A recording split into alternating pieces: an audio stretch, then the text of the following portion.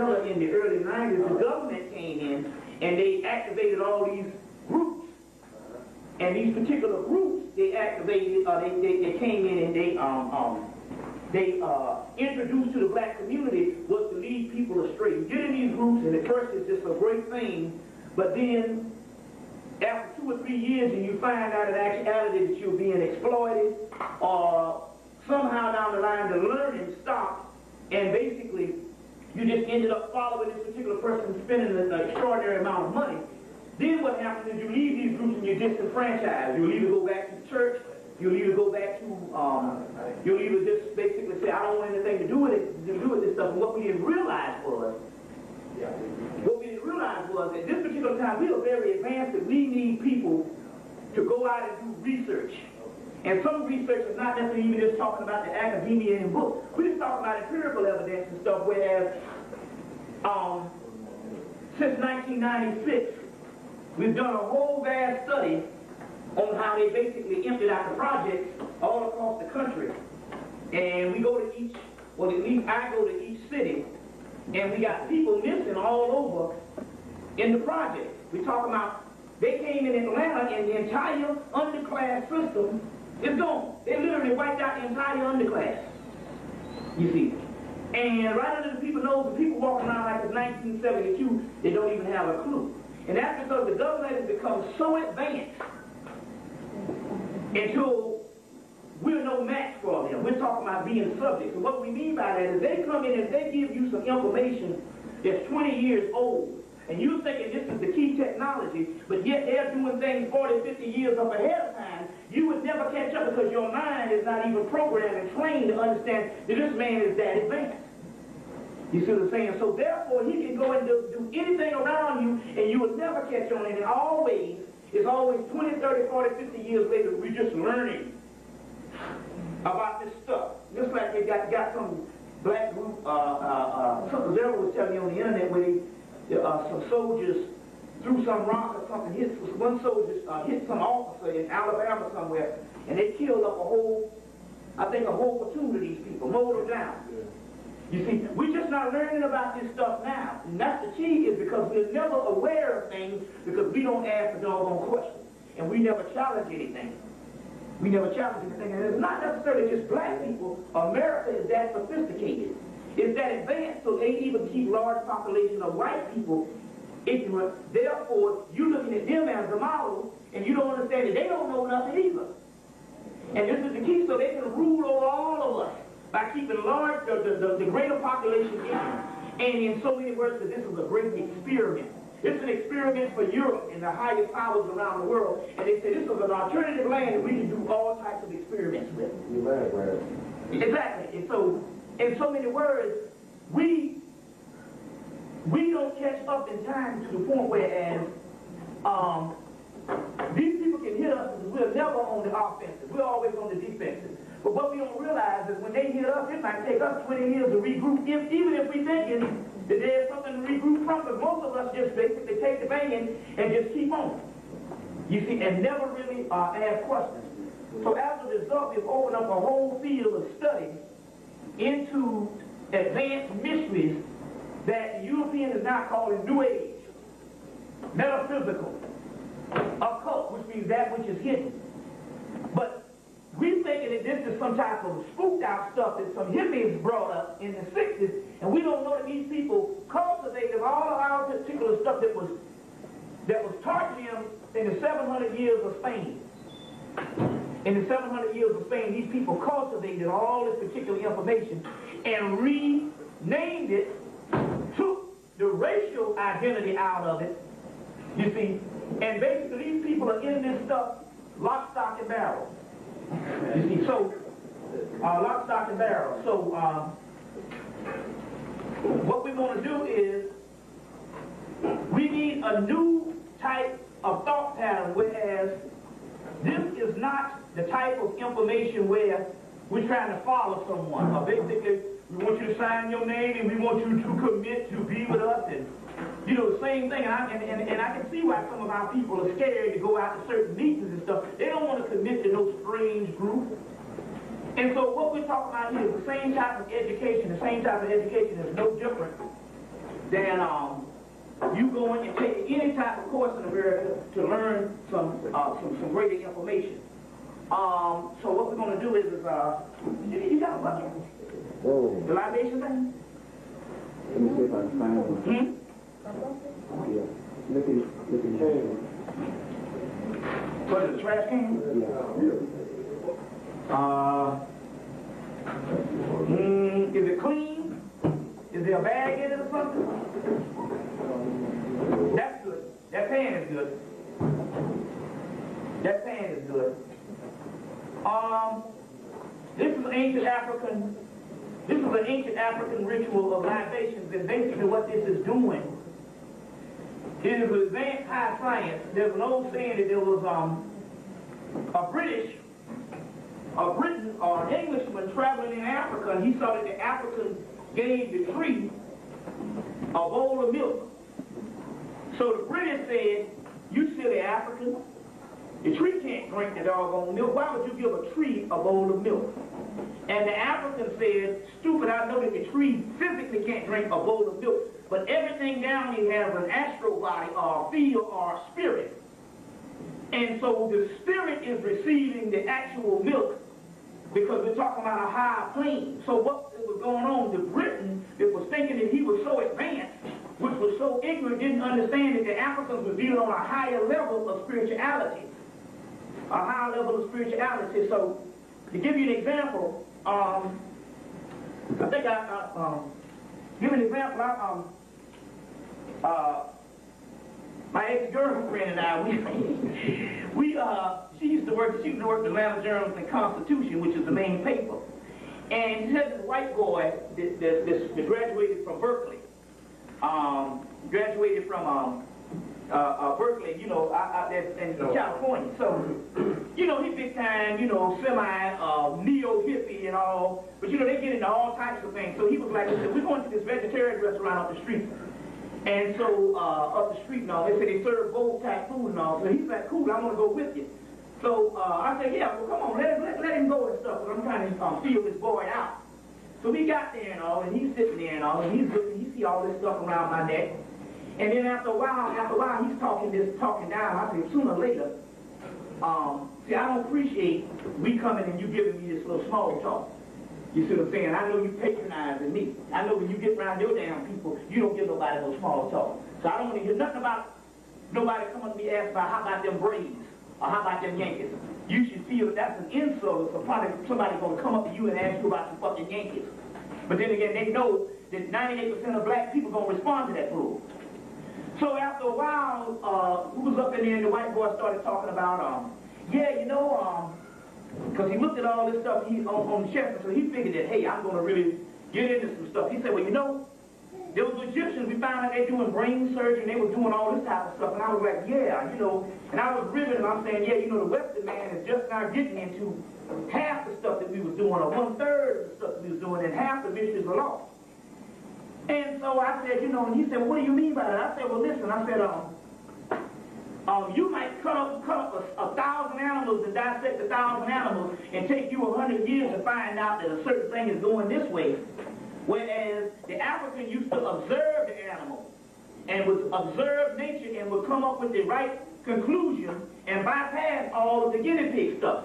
And I said, well, the African understood an advanced form of science. He could take a coconut, he could take an egg, he could take some cornmeal, and he could take several things, and he could cure the body of all types of ailments, cancer, disease, and also different types of cancer, different types of injuries and stuff, with just basically doing correspondence with nature. The white boy said, hold on, I got your ass now. See, there it is again, because he's thinking that we are the so-called quote-unquote educated. He said, now I got you now.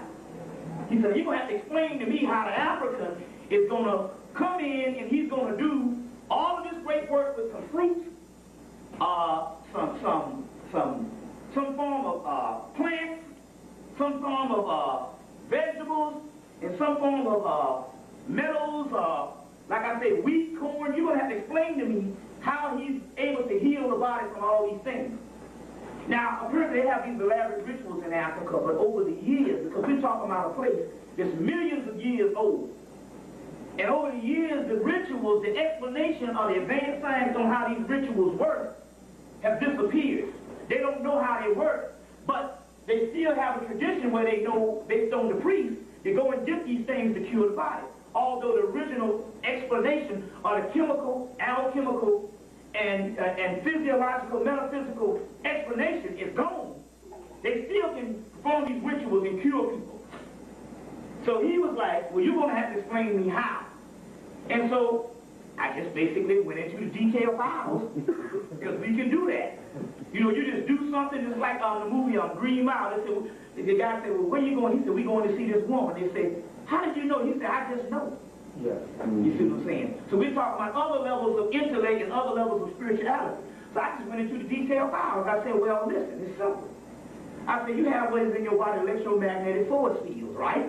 He said, oh, yes, electromagnetic force fields and all of this type of stuff, you know, and different rhythm patterns. I said, yeah. I said, so the African, only thing he would do is that he would understand that everything that's in your body would have what it is a correspondence in nature, or an equivalent in nature, that he could correspond with it, and he can match up electromagnetic force field with some product out of nature with the electromagnetic force field in your body, and he could actually cure it based on vibration, based on frequency, and based on certain energy patterns, based on the correspondence of what he would substitute out here in nature.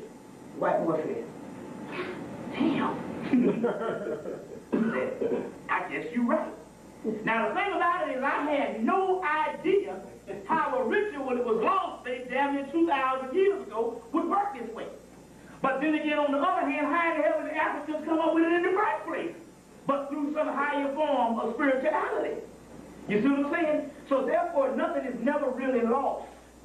You see, nothing is never really lost. Now, basically, even when you're talking about the whole healthcare thing, these white boys have a lot of this stuff already. They have a lot of this stuff that they know 2,000 years ago. They know about the last 140 years going into Egypt, conquering India, conquering Australia, conquering all the indigenous land, conquering Africa. They have all this stuff, and they'll say, hold on, I'll tell you what we're going to do. We got all this stuff. We somehow know how it works, or we somehow have some type of idea. We would rather hang on to the knowledge or hang on to the information almost 100 years until we find out our scientific equivalent on how we can explain this on our European level. Then they'll come out and they'll give you this, well, a good great breakthrough in science, and you're going, damn, that white man hell. You see, this is a form of mind control. Meanwhile, they're working around the clock off of stuff that they got from the ancient indigenous world 100 years ago, 90 years ago. They're always doing stuff. If they got all the answers to all the science and all the answers to all the technology, why the hell are they still over there digging all around the world? Right. You see what I'm saying? Anthropology, archaeology. So apparently they know this higher science exists, but they would rather say it doesn't exist. Hang on to it 50 years, 75 years, until they find out an equivalent of their little byproducts of what little rope learning that they learned from us 700 years ago in Spain. And they say, no, this is the way we're going to look at all types of study has to come from the European approach. And if it's outside of that, we will hang on to it and say it doesn't exist. That's some voodoo, some hocus pocus shit, until they find out the equivalent. You see what I'm saying? Then they'll come out and say, guess what we got? Ooh, new breakthroughs in science. And you're going, oh, wow, that's some genius stuff. Meanwhile, you got an African priest or you got a grandmama in Alabama doing the same shit. But you say that's some crazy stuff. You know the whole thing where I went up, had an abscess in 1990, went to the doggone, I didn't even have no money. I went to the free clinic. Went in there and all, got the stuff, and still had to pay $40 for the medicine. Paid the $40 to get some antibiotics and stuff. I gotta wait almost a week, can't drink no milk, can't drink no alcohol, you know the whole deal, can't have no sex or whatever. I'm there that night, ass out. Jaws swole up, no money in my pocket. And the sister came in and said, goddamn. I wish you would have told me about I wish I saw you yesterday. All you had to do is go get you a $99 bottle, 99-cent bottle of liver extract, and put it on there, and it takes it away in a couple of minutes. So my grandmama taught us that. Get you some liver extract and put on the dog on the aspects, and it takes it down at night. You know what I'm saying? And I'm stuck here all them on 2 days with the so-called antibiotics, and I put it on that night, and the whole thing left that night. You see, well, how did that grandmama know that down in Alabama, down in Texas? But then again, we get all educated now. And so therefore, we think that that's foolishness when you put the fat back in the penny, you know what I'm saying, on the damn sprained ankle. If we don't understand that that is doggone alchemy, that is high science is coming from the collective unconsciousness, detailed out. They don't know how they do it, they just do it. You know what I'm saying? They just do it. They don't know how the hell they can put some shit in a pot and make some damn greens taste a certain way. It's just science. You say, oh, that ain't nothing, but let that white person do it, and you find out and say, don't taste science. All this bland shit, they can't do it because we're talking about a higher science. But the thing about it is they know it. We don't know it. Let me give you an example. When the black Masons started out, especially in the 20th century, and they started getting this stuff so that they could get their lodges together, they were not able to use the Duncan's Ritual Complete. You can get that now. You can buy them in Barnes & Noble. That's the Masonic Duncan's Ritual Complete. So they had a guy named Charles Wesley Dobbs down in Atlanta. Yeah. Now, Dobbs is the grandfather of Major Jackson, who happened to be one of the first black mayors in the country. So Charles Wesley Dobbs went and made him a doggone Masonic manual. He made him an own ritual book, and black Masons around the country used the Dobbs book. Okay. Then when the white people decided they were going to let black people use the Duncan's Ritual Complete, the black Masons abandoned the Dobbs book. And guess what? The white people picked up the Dobbs book. Because they know that we are the genuine shit. You get this? So the white people came in and they picked up the Dobbs book.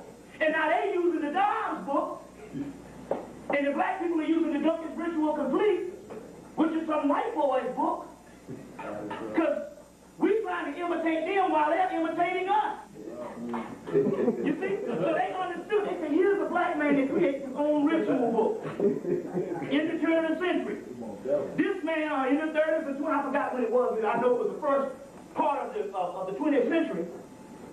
This is more authentic because it's coming from the original people. Right. Not only did they use the Dobbs book, they got Charles Wesley Dobbs Avenue in Atlanta. It's right on the side of Macy's. It's right in the middle of Macy's. Now you have the big tall Peachtree Plaza, which is actually the building that made Atlanta back in 1986, 76 when they built that. Atlanta became an international city just by architecture. But the actual Dobbs Street is right down in the middle of white people's serious stuff. You see, so they worship us. You understand? We don't think shit is authentic.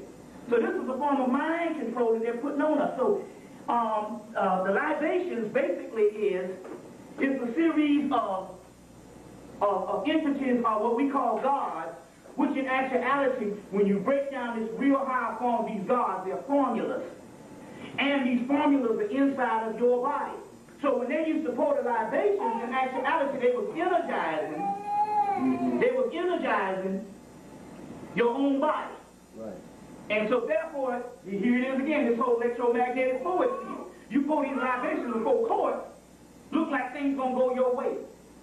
You see what I'm saying? If you pour these things in court, things will go your way. You see, so these are things on a high science, but then again, they have trained us. If it don't come out of the European mindset, it has to be inferior. So what the European has now done is he's saying, hey, that not only is the European thought superior, they're saying if your thought pattern in the world now is outside of the so-called European thought, you're not even human. You don't even exist. You're clandestine. That's what this whole World Wide Web, what they call globalization. Globalization what? Who the hell you globalization? That's another form of high-tech imperialism. Whereas your mindset has to be functioning in their European thought pattern of guess what? You don't even exist. You are null and void. You are clandestine. You understand how this goes? Right. So if they're saying if it's not European thought, it's not even valid. Right. You see what I'm saying? So now you got thousands of people, the Caribbean, Africa, Asians, You see what I'm saying? All the people on the earth are now trying to be the doggone European, the caveman. You got thousands of people in retreat. What's that, brother?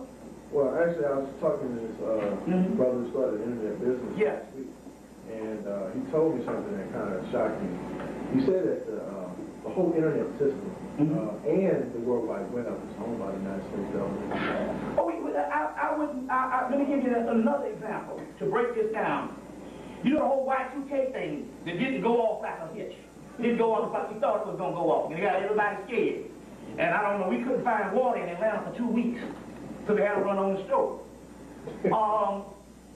And I knew when my boy went into Clark Atlanta, the black college, and he hit the computer at Clark Atlanta, the day after Y2K, or 2 days after Y2K, and it came on purpose. He said, you know, that's the biggest hoax in the world. Because if anybody's going to be incompatible, it's going to be the black colleges. You know what I'm saying? So if anybody going to not have ancient person, you ever see, you go to Clark, Hard Brown, Morehouse, whatever, you know the black college is going to be the first one on the bottom of the list. So when that damn computer came on, you know, now I know I went to these schools, I know. When that computer came on, you best believe he knew that was the biggest hoax ever. But the key was this, which is about the internet thing, is this. Which is interesting. You have to piggyback off of what's coming. You know that they said a lot of people from 1995 to the year 2000, they got rich off of the internet. They got rich.